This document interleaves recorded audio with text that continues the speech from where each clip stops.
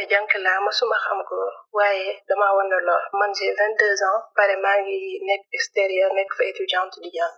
yàlla def ma ñëw daje fi ak sama copain donc ñëpp xam nañ ni vie bi Europe dafa cher ñu décidé def concubinage maanaam ñu bokk fenn fu ñuy dëkk bokk fenn fu ñuy fanaan même si que nekkul sama jëkkër daan nañ def nag di flirté ba yaramam tàng sama yaram tàng mu jël awram di ko bomb ci sama awra ngeen baal ma ci kàddu yi waaye yàlla xam na ni de pénétration mësta am sama diggante ak moom dama toog nag am retard de règle donc 2 mois semaine passée ma dem hôpital bi ma demee hôpital médecin bi ni ma man dama ëmb en même temps confirmé ana ma dama vierge tamit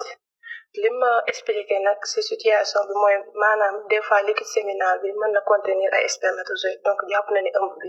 foofu laa ko jëlee dama bëgg a xam ndax mën naa accoucher sans ma perdre sama virginité. salaamaaleykum dal leen a jàmm Sud Confidence tey nag dañu ñëpp ñu waxtaan ci benn cas bu xaw a doy waar benn soxna Tondo soxna si nag étudiante la nekk étudiante la comme ni ngeen nga xamee étudiante comme fii di France dëkkuwaay bi dafa métti ba tax na ñu bëri dañuy préféré nekk en colocation soxna si nag moom dafa décidé ne day colocation moo copain bi nag du jëkkëram waaye teewul ne ñoom ngi continuer di dund relation comme jëkkër ak jabar waaye seen diggante dafa am fu mu yem maanaam ñoom ñaar duñ seex dafa am bés soxna si ak waa ji dañ doon flotté si flotté googu noonu nag ay diir plus tard bien ki dafa am lu mu seetlu si yaramam maanaam gisatul ay réglam loolu moo tax nag mu jug dem hôpital ba ka médecin bi consulté daf ko xamal que ne soxna si dafa ëmb si kaw ëmb boobu mu ëmb ku jën ki ba léegi moo ngi ak ndawam loolu nag nekk ay cas yu raar waaye am na soxna si nag si situation bii la nekk nangoo na ne def na erreur waaye dafay laaj conseil pour ñu jàppale ko mu mën a génne si situation bii nii dafay poser wu question